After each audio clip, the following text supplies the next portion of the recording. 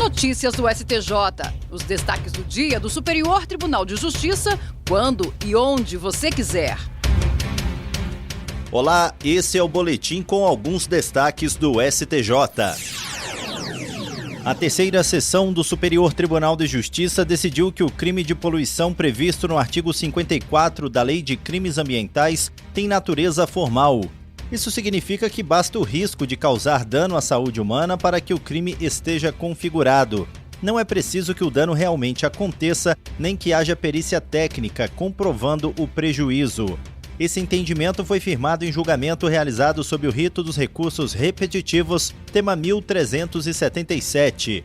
Isso significa que essa decisão vai orientar os demais tribunais do país quando julgarem casos semelhantes. O relator, ministro Joel Ilan Paciornik, explicou que a lei deve ser interpretada de acordo com os princípios constitucionais que protegem o meio ambiente, como o desenvolvimento sustentável, a prevenção e a precaução. Para ele, o meio ambiente é um bem de interesse coletivo e precisa ser protegido, mesmo quando há apenas a possibilidade de risco sem necessidade de um dano concreto. O caso analisado, que representou a questão, envolvia o dono de um bar em Minas Gerais, acusado de poluição sonora por manter o som acima dos limites permitidos. Embora ele tenha sido inicialmente condenado, o Tribunal Estadual reduziu a acusação para uma simples contravenção, alegando que não havia prova de dano à saúde das pessoas. No STJ, porém, o colegiado da terceira sessão reformou a decisão. Segundo o relator, ficou comprovado que o bar produzia ruídos excessivos, o que já representa potencial risco à saúde humana.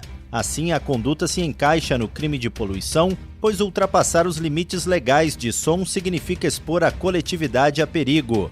O ministro destacou ainda que nos crimes ambientais formais, a punição ocorre pela exposição ao risco e não pelo resultado.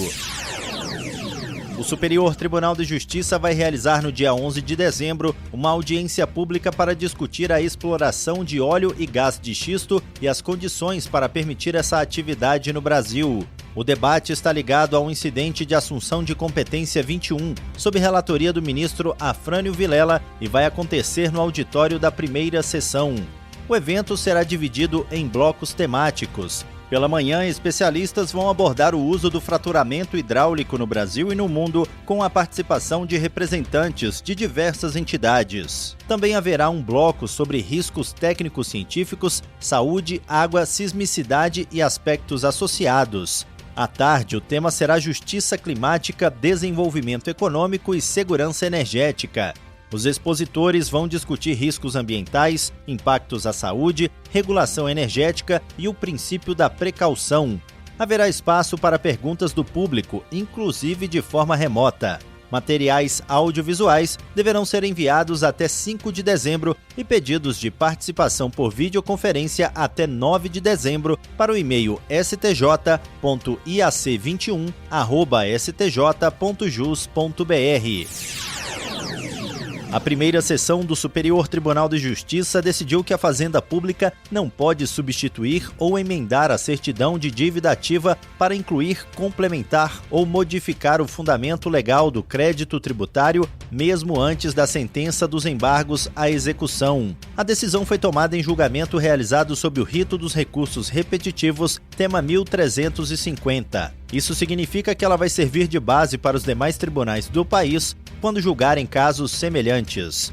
O relator do caso, ministro Gurgel de Faria, explicou que a inscrição em dívida ativa é um ato administrativo vinculado, previsto na Lei de Execução Fiscal e deve conter todos os elementos exigidos para comprovar a certeza e liquidez da dívida. A certidão de dívida ativa, por sua vez, é um título executivo extrajudicial produzido unilateralmente pela Fazenda Pública e deve refletir fielmente o termo de inscrição do crédito. Segundo o ministro, essa estrutura garante o direito de defesa do devedor, já que a certidão de dívida ativa é o documento que dá início à execução fiscal. Alterar o conteúdo dela após a emissão poderia comprometer a legalidade e a segurança jurídica do processo. Gurgel de Faria ressaltou que a deficiência na indicação do fundamento legal da dívida não é um simples erro formal passível de correção pela substituição da certidão.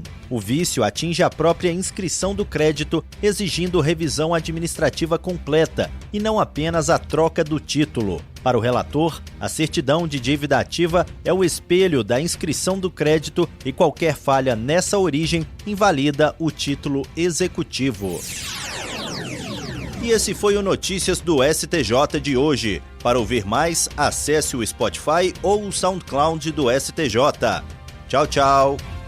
Notícias do STJ, uma produção da Secretaria de Comunicação Social do Superior Tribunal de Justiça.